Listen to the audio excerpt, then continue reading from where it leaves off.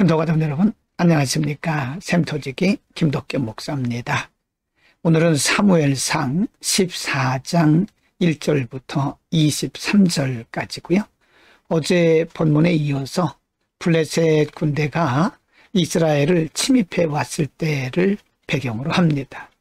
어제 13장에서 상고했듯이 블레셋의 침입으로 인해 국가적인 위기를 만난 사울은 인간의 방법을 의지하고 수단을 동원하다가 하나님께서 책망하셨고, 이로 인해서 하나님께서 그를 떠나시는 장면까지 우리가 상고를 했습니다.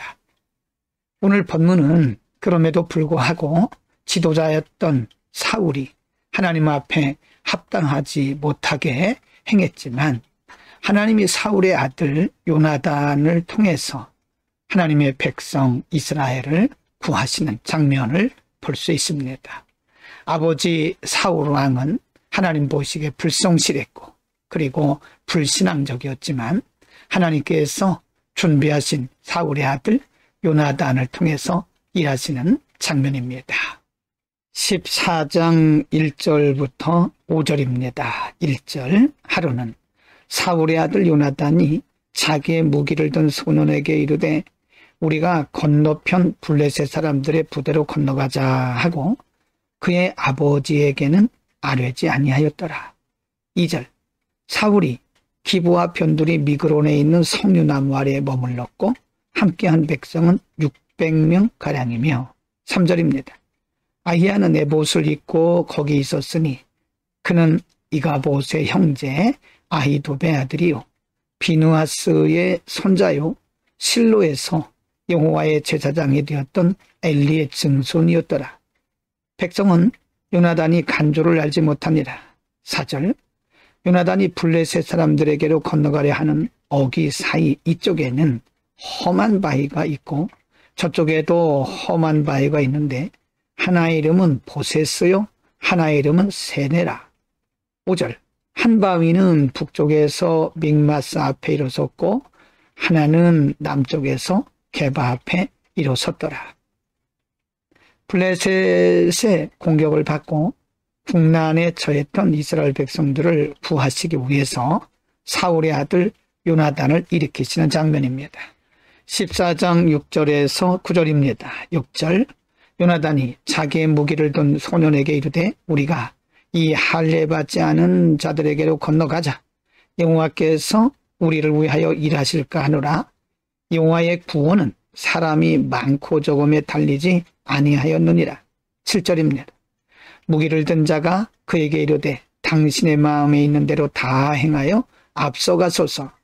내가 당신과 마음을 같이 하여 따르리이다. 8절, 요나단이 이르되 보라, 우리가 그 사람들에게로 건너가서 그들에게 보이리니. 9절, 그들이 만일 우리에게 이르기를 우리가 너희에게로 가기를 기다리라 하면 우리는 우리가 있는 곳에 가만히 서서 그들에게로 올라가지 말 것이요. 하나님께서 사울의 아들 요나단의 마음속에 아주 강한 믿음과 용기를 주십니다. 6절 끝부분에 보면 그래서 말하기를 여호와의 구원은 사람이 많고 적음에 있지 않다라고 아주 담대한 마음을 갖습니다.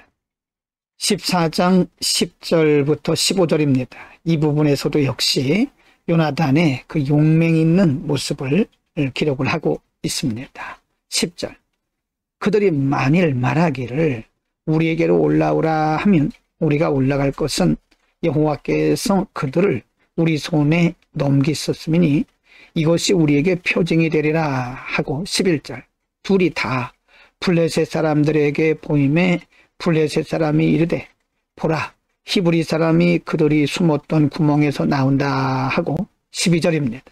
그 부대 사람들이 요나단과 그의 무기를 든 자에게 이르되 우리에게로 올라오라, 너희에게 보여줄 것이 있느니라 한지라. 요나단이 자기의 무기를 든 자에게 이르되 나를 따라 올라오라, 여호와께서 그들을 이스라엘의 손에 넘기셨느니라 하고 13절, 요나단이 손발로 기어 올라갔고 그 무기를 든 자도 따랐더라.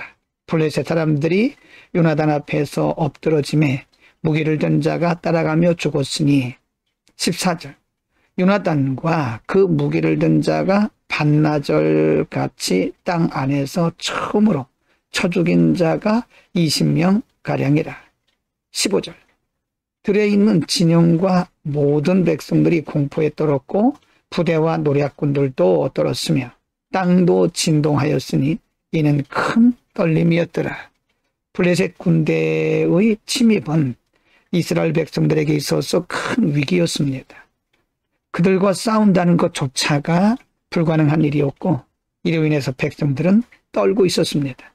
바로 그때 하나님이 요나단을 쓰신 겁니다.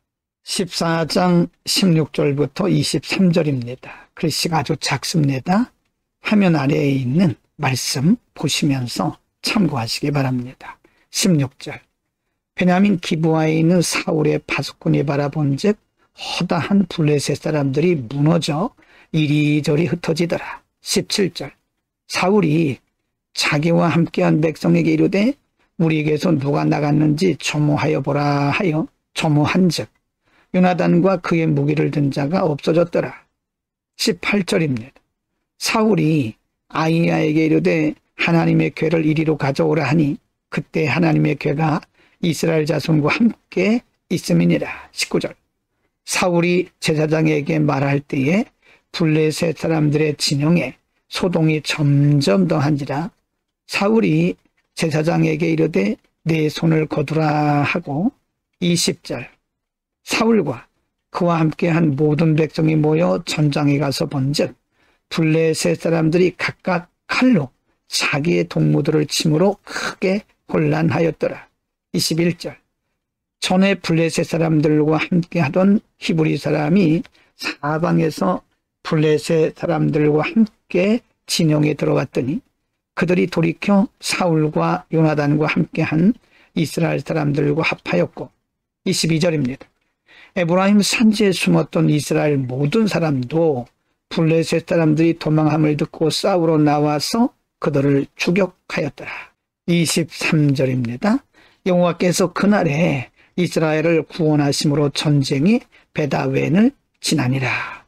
이렇게 해서 하나님께서는 블레셋 군대의 공격을 받고 위기에 처했던 하나님의 백성 이스라엘을 구원하신 겁니다. 오늘은 블레셋 군대의 공격을 받아서 국가적 위기에 직면해 있던 이스라엘 백성들을 하나님께서 사울의 아들 요나단을 통해서 구원하시는 장면을 상고했습니다. 이미 우리가 상고한 대로 사울 왕은 그 중심이 불성실했습니다.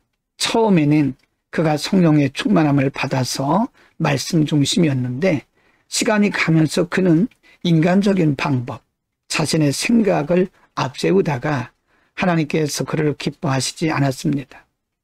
그러나 그렇다고 해서 하나님께서 사울 때문에 이스라엘 백성들까지 버리신 것은 아닙니다. 지도자가 잘못된 거죠.